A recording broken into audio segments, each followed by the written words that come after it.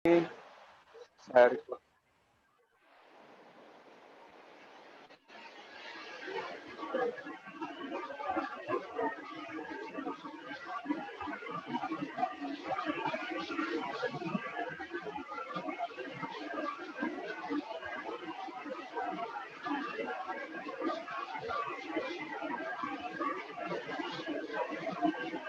Oke, udah muncul ya?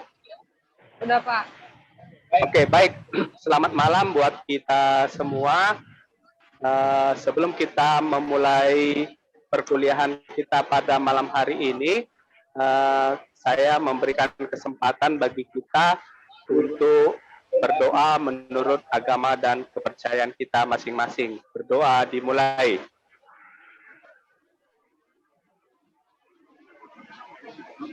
Berdoa selesai. Terima kasih buat teman-teman yang hadir pada hari ini. Kita akan masuk ke dalam perkuliahan pertemuan sistem alokasi biaya untuk akuntansi perkebunan. Di dalam akuntansi perkebunan ini, sistem alokasi biaya ini akan kita bicarakan nanti bagaimana sistem informasi akuntansi di perusahaan perkebunan melakukan pengalokasian biaya dan jenis-jenis biaya yang ditentukan di dalam kebijakan akuntansinya. Di dalam pembahasan kita slide yang pertama ini, biasanya ada dua biaya yang terdapat di dalam akuntansi perkebunan. Yang pertama itu dikatakan biaya yang dapat dialokasi, dan yang kedua adalah biaya yang tidak dapat dialokasi. Biaya yang dapat dialokasi ini sebenarnya adalah biaya bersama yang pengalokasiannya bisa berdasarkan jam kerja, hari kerja, ataupun berdasarkan luasan areal ataupun output yang bisa menjadi dasar biaya itu dialokasikan atau dibagi-bagi ke masing-masing jenis aktivitas. Sedangkan biaya yang tidak dapat dialokasi adalah biaya yang memang benar-benar pada pembebanannya dilakukan langsung kepada jenis pekerjaan dan kepada unitnya, sehingga tidak perlu lagi dilakukan atau diperlukan alokasi. Sedangkan untuk tujuan alokasi, biaya di perusahaan perkebunan itu bisa dibagi atas 4, seperti di slide kita lihat. Tujuannya itu sendiri, yang pertama adalah memperoleh berapa sesungguhnya biaya yang menjadi milik daripada unit ataupun jenis pekerjaan yang terjadi di perusahaan perkebunan. Kemudian juga untuk melakukan analisa dan juga mengevaluasi kinerja, dan yang keempat adalah yang paling penting adalah untuk menghitung harga pokok perolehan.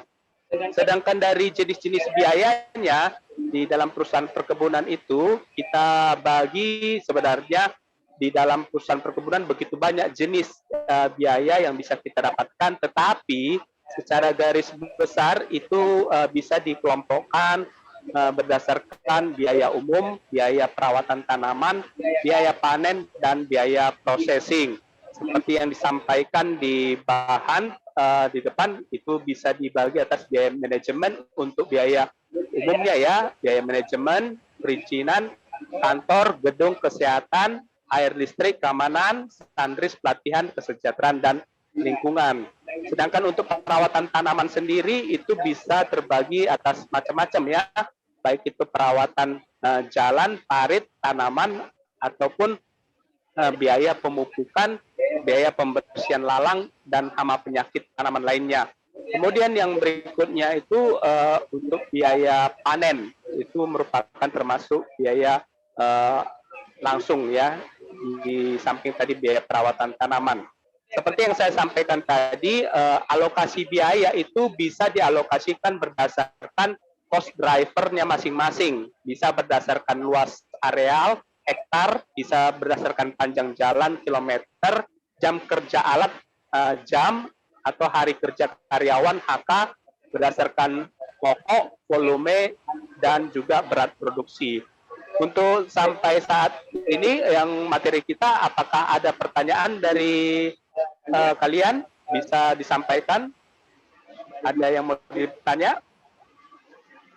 Silakan ditanya, Lega. Pak, Ya, silakan.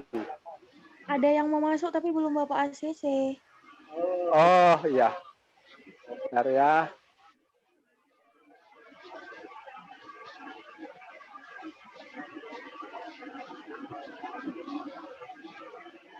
Oke, sudah. Ada yang mau ditanyakan? Suryani, sudah terang ini. Center, Pak.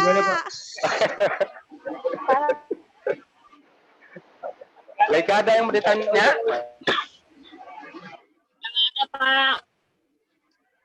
Baik ya, kita lanjut berikutnya.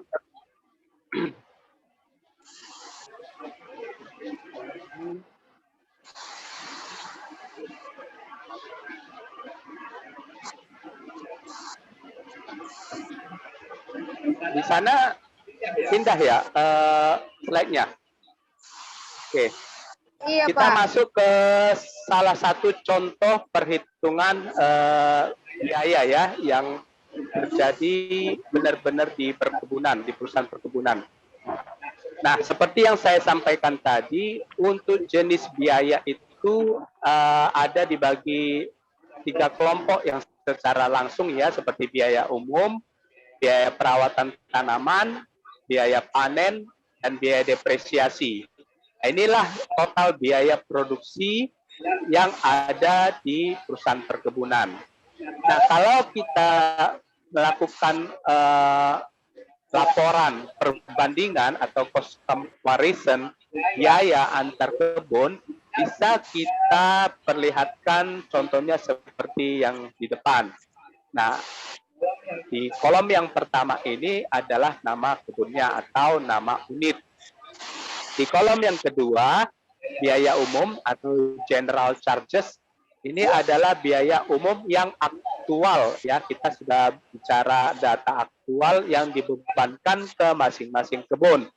Contohnya seperti yang di bahan kita ini, untuk kebun yang pertama itu biaya umumnya sebesar 4 miliar, kebun yang kedua 3,7 miliar, sampai dengan total 6 kebun itu adalah 27 miliar rupiah untuk biaya umumnya.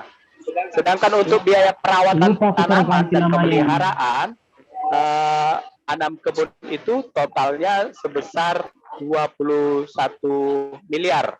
Harvesting ini sendiri adalah biaya panen yang totalnya 6 kebun itu adalah 26 miliar. Sedangkan depresiasi adalah biaya penyusutan baik itu aset planting maupun aset non-planting atau harta yang berupa tanaman maupun harta yang bukan berupa tanaman. Jadi aset itu baik itu tanaman ataupun non-tanaman akan dilakukan penyusutan terhadap aset tersebut. Nah, dari 4 kelompok biaya besar tadi, 4 kelompok besar biaya yang ada di perusahaan perkebunan, itulah namanya total biaya perkebunan atau total biaya produksi. Seperti data yang di bahan kita ini, terdapat 80 miliar. Ini belum termasuk biaya pabrik untuk mengolah bahan produksi menjadi produksi. Jadi ini masih murni biaya perkebunan ya di lapangan.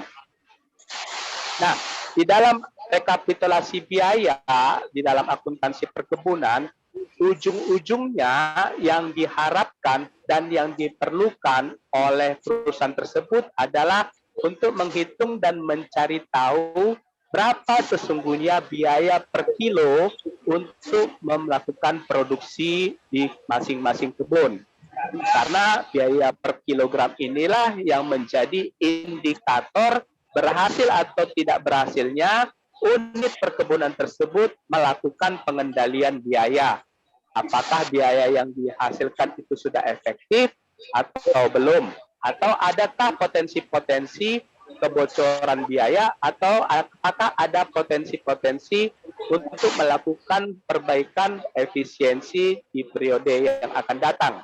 Seperti kita lihat contoh cost per kilogram untuk periode akuntansi tertentu terhadap 6 kebun ini, kita bisa melihat kebun yang paling murah biaya per kilonya di bulan Maret, ya, di Maret tahun 2020, itu adalah kebun yang pertama atau kebun Turangi. Sedangkan secara year to date, Januari sampai Maret, itu cost per kilogram di tahun 2020, year to date Maret, itu juga terdapat di kebun Turangi. Dan yang paling mahal di bulan Maret itu tahun 2020 adalah kebun Sungai Merah. Dan year to date Maret yang paling mahal adalah kebun Sungai Merah. Jadi beginilah cara perusahaan perkebunan untuk melakukan analisa manakah kebun-kebun yang berhasil atau belum berhasil di dalam mengendalikan biaya. Jadi bukan cerita berapa besar total biaya, tetapi kita sudah berbicara berapa besar kecilnya cost per kilo. Karena di dalam sebuah bisnis, cost per kilogram inilah yang menjadi perhitungan utama untuk menghitung profit dalam sebuah perusahaan. Semakin kecil cost per kilo, maka potensial profit yang akan diperoleh oleh perusahaan tersebut akan semakin besar. Ya, contohnya kalau misalnya si Yani katakanlah memiliki produksi sepatu, ya, harga jual sepatunya katakanlah Rp100.000 per unit sepatu, 100.000. Nah, untuk mendapatkan keuntungan yang maksimal, maka si Yani akan berpikir bagaimana caranya memproduksi sepatu itu bisa lebih kecil dari 100.000 per unitnya. Karena kalau dia bisa berhasil mencetak biaya produksi 60.000 per unit, maka dia akan memiliki keuntungan 40.000. Tetapi kalau biaya produksinya naik menjadi 80.000 per unit, maka keuntungannya hanyalah tinggal 20.000 per unit untuk satu unit sepatu. Jadi di dalam bisnis perkebunan, yang paling penting dan yang menjadi fokus perhatian setiap bulan adalah cost per kilo.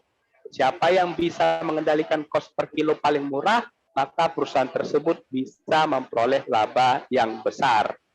Ya. Kemudian kalau kita bicara contoh soal, ya, di sini kita bisa melihat di dalam unit bisnis perkebunan, pencatatan biaya itu paling kecil itu adalah di blok, ya. Kalau kita katakan tadi di depan ini ada biaya per kebun, maka di dalam satu kebun itu akan dibagi-bagi lagi berdasarkan divisi, ya. Nah, satu kebun itu bisa terdiri dari 2, 3, 4 divisi. Nah, satu divisi itu pencatatan akuntansinya dibagi lagi berdasarkan unit terkecil, yaitu blok. Ya, satu blok itu kisaran 30 hektar. Jadi penjurnalan di dalam biaya akuntansi di dalam sebuah perkebunan itu akan dijurnal dan biayanya akan ditembak, dibebankan langsung ke level blok. Blok adalah unit terkecil di dalam pencatatan akuntansi sebuah perkebunan. Nah, kalau kita bisa melihat, kalau kita tadi di depan kita bicara, oh kebun A lebih mahal, kebun B lebih murah, kebun C lebih mahal. Tetapi untuk memperbaiki kondisi ini, maka seorang analis akuntansi harus bisa memeriksa ke dalamnya. Ke dalam kebun itu apa? Yaitu level divisi. Lebih dalam lagi dari level divisi apa? Yaitu blok. Jadi untuk memperbaiki biaya agar lebih murah, itu kita harus melihat sampai ke dalam level bloknya. Jadi level bloknya yang terdiri dari satu blok itu sekitar 30 hektar, disitulah perbaikan atau improvement yang harus dilakukan oleh manajemen. Di sini ada contoh soal mengenai biaya-biaya yang terjadi di perusahaan perkebunan. Nah, kita diminta untuk menghitung berapa sesungguhnya biaya per hektar yang ada di dalam masing-masing blok berdasarkan data-data yang ada seperti di materi kita presentasi. Oke, kira-kira ada pertanyaan dari kita? Almira, Rizdo, Pak, Talia, wah rambutnya makin panjang ya Talia ya. Pak saya tanya. Ya silakan. Jadi kan ada di beberapa gitu kan, ada beberapa apa yang menjadi faktor utama untuk menentukan dasar hitung. Yang paling utama itu yang mana Pak? Di antara beberapa poin itu Pak. Tadi saya lihat ada di slide yang pertama. Yang ini ya. Nah ini Pak. Ya, jadi Oke. hal-hal yang dapat dijadikan yang paling dasar itu yang mana Pak di antara ketentuan? Nah, pertanyaannya bagus ya. Dari jenis-jenis dasar alokasi yang bisa dilakukan, itu kira-kira yang paling bagus dipilih yang mana? Itulah pertanyaannya ya. Jadi jawabannya bukan yang paling bagus yang mana, tetapi itu semua tergantung kepada jenis pekerjaannya atau jenis biayanya. Kalau kita misalnya bicara tentang biaya perawatan jalan, maka untuk mengalokasikan biaya ke blok 1, blok 2, blok 3, yang paling tepat adalah panjang jalan yang dikerjakan di blok 1, blok 2, blok 3. Katakanlah biaya yang dikeluarkan satu unit ekskavator dalam 1 bulan adalah 10 juta, misalnya, termasuk biaya operatornya, biaya bahan bakarnya, biaya penyusutan, dan lain sebagainya. Maka 1 bulan itu, ekskavator itu katakanlah bekerja memperbaiki jalan di 3 blok. Ya. Nah, 10 juta itu akan kita alokasikan ke blok 1 berapa ya, blok 2 berapa ya, blok 3 berapa ya, yang akan kita alokasikan 10 juta tadi. Maka dasar mengalokasikannya adalah panjang jalan yang dikerjakan di blok 1 berapa panjang, di blok 2 berapa panjang, di blok 3 berapa panjang. Katakanlah di blok 1 50 km, blok 2 30 km, di blok 3 20 km, maka di blok 1 akan kita bebankan biaya sebesar 50 km per 100 km dikali 10 juta. Artinya kita akan memproporsikan 10 juta rupiah tadi 50 km atau 50% ke blok 1, karena tadi 50 km, di blok 2 karena dia kerjakan 30 km, maka 30 per 100, karena di blok 3 kita kerjakan hanya 20 km, maka 20 km per 100 km dikalikan 10 juta. Kenapa 100 km sebagai pembangki? Karena total panjang jalan yang dikerjakan dalam 1 bulan itu adalah 100 km. Nah, kalau kita biaya perawatan jalan, maka kita akan pilih panjang jalan atau kilometer. Kalau kita bicara tentang katakanlah biaya pruning atau biaya perawatan tanaman, maka katakanlah satu orang karyawan itu dalam 1 bulan dia merawat 5 blok dalam 1 bulan, maka yang akan kita alokasikan biaya gajinya yang akan kita proporsi berapa ya ke blok 1, berapa yang ke blok 2, berapa blok ketiga, berapa blok 4, berapa blok 5, dari katakanlah biaya gajinya 1 bulan itu 5 juta. Maka 5 juta ini akan kita bagi-bagi ke blok 1 berapa, blok 2, 3, 4, 5 berapa. Maka yang menjadi dasar pembaginya adalah karena ketepatan dia adalah katakanlah pruning atau perawatan daun, maka kita akan memproporsikan gaji karyawan itu berdasarkan jumlah pokok pruning yang dikerjakannya, yang dirawatnya di masing-masing blok. Jadi bagus pertanyaannya tadi. Jadi apa dasar alokasi biayanya itu berdasarkan jenis pekerjaannya. Nggak mungkin kan kita mengalokasikan perawatan tanaman, tapi yang menjadi dasar pengalokasiannya jam kerja mesin, ya kan nggak nyambung ya, seperti itu. Jadi itu tergantung pekerjaannya, tergantung jenisnya. Nah seperti ini, kita bisa lihat kan jenis-jenis biayanya. Kalau perawatan dan pembuatan jalan, sepertinya alokasinya itu adalah kilometer. Kalau misalnya perawatan dan pembuatan jembatan, sudah pasti jumlah jembatan yang diperbaiki di masing-masing unit atau di masing-masing blok. Begitu juga parit. Nah, kalau pembersihan lalang, bagaimana? Biasanya ini dialokasikan berdasarkan luasan hektar. Kalau pemupukan bagaimana? Itu biasanya berdasarkan total pokok yang dipupuk untuk memproporsi biaya ke masing-masing blok. Intinya adalah, tujuannya adalah agar biaya itu dibebankan benar-benar kepada si pemilik biaya. Jadi jangan ada biaya yang dibebankan bukan kepada si pemilik biaya. Oke, demikian penjelasan saya. Ada yang lain kira-kira?